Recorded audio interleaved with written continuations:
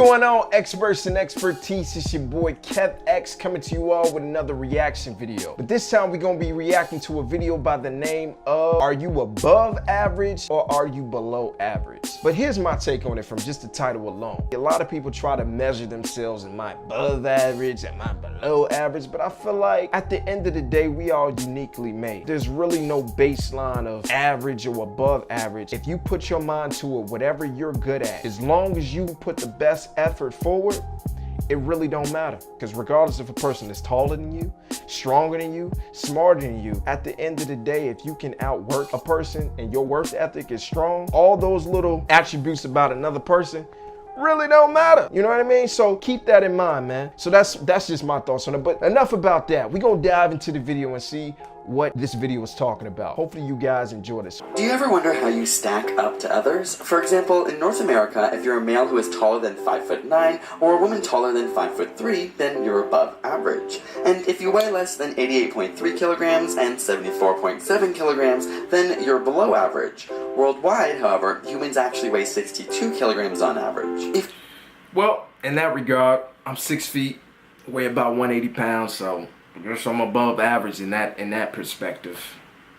If you read less than 12 books a year, you're below average, but avid readers likely inflate this number, with 4 books per year being the most common number reported. And if you can read faster than 300 words per minute, you're above average. Type more than 40 words per minute, and you're also faster than the majority. If you finish a bachelor's degree or higher, you're above average, but if you don't finish high school and you're from an industrialized nation, you're far below average, with only about 10% not finishing. If you're a man who can bench press more than 135 pounds, you're stronger than many. And if you're a woman who can run a mile in less than 7 to 10 minutes, you're faster than the others. Bench press 285. If that tires you out and you sleep more than 6.8 hours, you're getting more than the majority. And if to wake up you're drinking less than 3 cups of coffee per day, you're below average. Still thirsty? Most people drink 3 to 4 cups of water a day. Too much fluid make you pee? If you're urinating less than 6 times a day, you're below average. And if you have more than 1 bowel movement today, you're probably above average based on surveys. But these are not necessarily reasons for concern. The average person farts around 14 times a day, which is around 500 to 1500 milliliters. Yo, that's a lot of pollution in the air, y'all. I mean, wow. I mean, where's the Lysol when you need it? That's a lot of pollution and farting and all that. Like, man, God dog it, man. Have a family? If you end up having more than 2 kids in your lifetime, in most of Europe and North America, you're above average. But if you have less than 6 children in Niger, you're below average.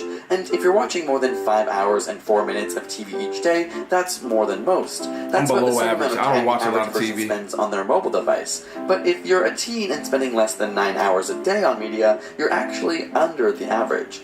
The average person also simply touches their phone over 2,000 times a day. Whoa. Think you're smarter than the average person, or better at driving? How about having better health, memory, or being a better friend than the average person? Turns out the vast majority of people also think they're better than average in a phenomenon called illusory superiority.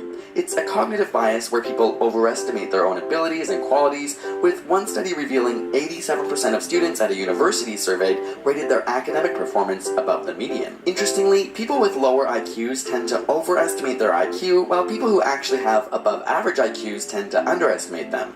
Men are also more likely to overestimate their IQ by 5 points, while women underestimate theirs. Perhaps most shocking is that in cognitive tests, even the lowest scoring groups predict that they're above average, showing a strong illusion, and researchers believe it's because those worst at the task are also worst at understanding the skills required to do it well. This paper actually won a Nobel Prize in 2000. In the words of Charles Bukowski, the problem with the world is that the intelligent people are full of doubts, while the stupid ones are full of confidence. If you'd like to be above average, check out Skillshare, who's...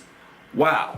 So, in other words, if you know somebody who is full of themselves and they feel like they're smarter than you, more than likely they're an imbecile. That's crazy. Wow. So that's funny. So really, statistically, on average, the people who are so full of themselves and feel like, yeah, I'm the smartest, but really, they the dumbest in the room. I mean, that makes sense, because I've came in contact with a lot of different people where, you know, they spew out a lot of information and they swear up and down, they know everything. I know a lot of them type of people. And then when you actually listen and do some fact checks on what they actually say, saying? It's like, wait a minute, hold up. That's not right at all. I mean, yeah, you said it confidently, but you're wrong. Like, that's not true. Like, yeah, I can believe that. You know, it's a lot of people walking around here delusional. So this has been my reaction to this particular video that's been trending on YouTube for the past 2 days. So with that being said, X Gang, don't forget to comment, like, share, and subscribe. And I'm gonna talk to you guys in the next video.